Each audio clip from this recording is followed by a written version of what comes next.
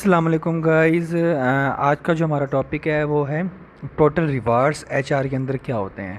بہت زیادہ کامن آج کل کی ٹرینڈ چل رہی ہے، ٹیکنالوجی چل رہی ہے، جابز آتی ہیں ٹوٹل ریوارڈس کی، اور سبجیکٹس میں بھی اس کا پورا چیپٹر ہے ٹوٹل ریوارڈس کا، اور یہ بہت امپورٹنس ہے 2025 کے اندر، کیونکہ یہ نیو ٹرمنالوجی ہے اور نیو کنسیپٹ ہے، تو اس کو دیکھنا بہت ضروری ہے آج کل اسٹوڈنٹس کے لیے بھی اور پروفیشنلس کے لیے بھی۔ خاص طور پر جو ٹوٹل ریوارڈس کی جابز آتی ہیں ایچ آر کے اندر، لوگوں کو پتہ نہیں ہوتا کہ اس کے اندر بیسیکلی جاب ڈسکرپشنس کیا ہوں گی یا ٹوٹل ریوارڈس ہوتا کیا ہے۔ تو آج کی اس ویڈیو کے اندر ہم یہی چیز دیکھیں گے کہ ٹوٹل ریوارڈز ہوتا کیا ہے اور ایچ آر میں 2025 میں یہ اتنا امپورٹنٹ کیوں ہے، اور بعض اوقات جو ٹیسٹ ہوتے ہیں، کمپیٹیٹیو ایگزامز ہوتے ہیں یا بینکنگ ٹیسٹ ہوتے ہیں، تو اس میں بھی ٹوٹل ریوارڈز کے بارے میں کوشچن لازمی آتا ہے۔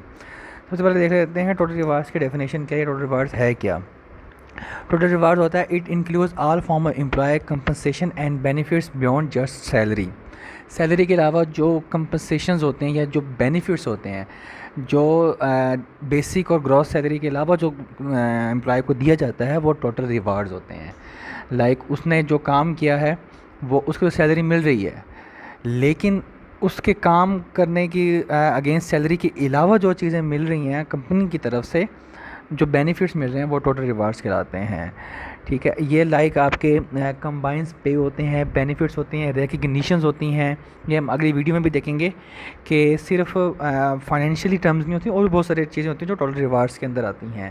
پھر ڈیولپمنٹ پلانز ہوتے ہیں، پھر سکسیشن پلاننگ ہوتی ہے، پھر کریئر گروتھ ہوتا ہے، بونسز ہوتے ہیں، تو یہ ساری چیزیں ہوتی ہیں۔ اب کمپوننٹس کی بات کریں، ٹوٹل ریوارڈ کے کمپوننٹس کون سے ہو سکتے ہیں؟ سب سے پہلا کمپنسیشن۔ کمپنسیشن میں وہ چیزیں جو ڈیڈکٹ ہوتی ہیں، جو ریڈیوس ہوتی ہیں، لائک ٹیکس ہو گیا، لائک کوئی الاؤنس لیا ہوا ہے، کوئی لون لیا ہوا ہے، تو اس کی ڈیڈکشن ہوگی۔ بینیفٹس میں جو چیزیں مل رہی ہیں، like health insurance, retirement plans, ای او بی آئی، پروویڈنٹ فنڈ، والنٹیئر پے، پینشن وغیرہ، اس طرح کی چیزیں ہوتی ہیں۔ ورک لائف بیلنس میں فلیکسیبل شیڈولز ہوتے ہیں، ورک فرام ہوم ہو سکتا ہے۔ ریکگنیشنز میں اس کو امپلائی آف دا ایئر کا ایوارڈ دیا جا سکتا ہے، یا امپلائی آف دا کوارٹر کا ایوارڈ دیا جا سکتا ہے۔ اور ڈیولپمنٹ میں اس کی ٹریننگ، اس کی انگیجمنٹ، اس کے ڈفرینٹ سرٹیفکیشنز یا ڈفرینٹ کورسز کروانا، یا اس کی پروموشن ہو گئی، یا اس کے سکسیشن پلاننگ ہو گئی، تو یہ ساری چیزیں جو ہوتی ہیں یہ ڈیولپمنٹ کے اندر آتی ہیں۔ تو یہ ہمارے پاس کچھ کمپوننٹس ہیں۔ اب ہم strategies, importance of total rewards کے بارے میں دیکھتے ہیں کہ یہ امپورٹنٹ کیوں ہے آج کل۔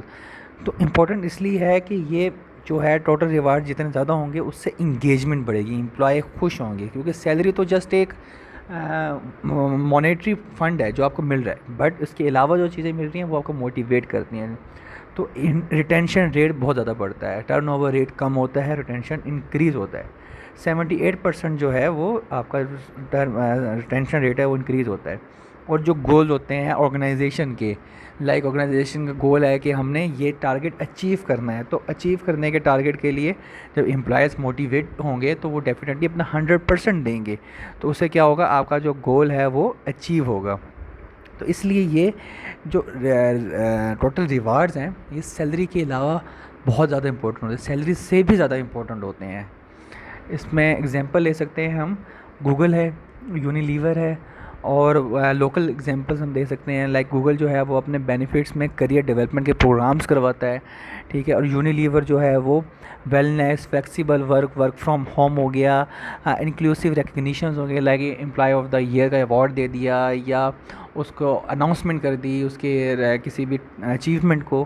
لوکل ایگزامپل میں ہم جو وہ ہوتے ہیں، لائک محمود گروپ ہو گیا، مسعود گروپ ہو گیا، رفیع گروپ ہو گیا، ایٹلاس ہونڈا ہو گیا، تو یہ جو آرگنائزیشنز ہیں لوکل بڑی بڑی، تو یہ بھی اپنے امپلائیز کو بہت زیادہ ٹوٹل ریوارڈز دیتی ہیں، لائک لون دے دیا، گاڑی دے دی، گھر دے دیا، یا کوئی اور چیز دے دی، تو یہ والی جو چیزیں ہوتی ہیں۔ پھر اس کے علاوہ کمپنسیشن میں اس کے ای او بی ڈیڈکشن ہوگی، پروویڈنٹ فنڈ ڈیڈکشن ہوگی، لیکن اتنا ملتا بھی ہو، ہم آگے جا کے دیکھیں گے کہ کون کون سی ڈیڈکشنز ہو سکتی ہیں یا کون کون سے بینیفٹس ہو سکتے ہیں۔ اب چیلنجز کیا ہے؟ چیلنج سب سے یہ ہے کہ کاسٹ ہے، ساری بات ہے، آپ جتنا زیادہ ریوارڈ دیں گے اتنا آرگنائزیشن کو کاسٹ بیئر کرنی پڑے گی، تو یہ کاسٹ سب سے بڑا چیلنج ہے۔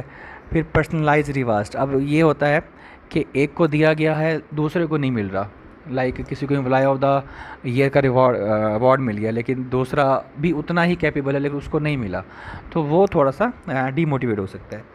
پھر ریموٹ اینڈ فلیکسیبل بینیفٹس، اس میں یاد ہے کہ adopting reward for hybrid and remote work force کی زیادہ امپورٹنس ہو سکتی ہے، لیکن یہ ایک چیلنج بھی بن سکتا ہے ورکنگ انوائرمنٹ کے اندر، ورکنگ پوائنٹ آف ویو سے۔ پھر اے آئی بیسڈ ٹول جو ہے وہ آپ کے جو اسٹریٹجیز ہیں اور انگیجمنٹ ہیں وہ زیادہ انکریز ہوتی ہیں، جو کہ ان کو اڈاپٹ کرنا تھوڑا سا چیلنجنگ ہو جاتا ہے کیونکہ اس کی جو لرننگ کیپیبلٹی ہوتی ہیں وہ زیادہ ہوتی ہیں۔ تو یہ ہمارے کچھ چیلنجز ہیں۔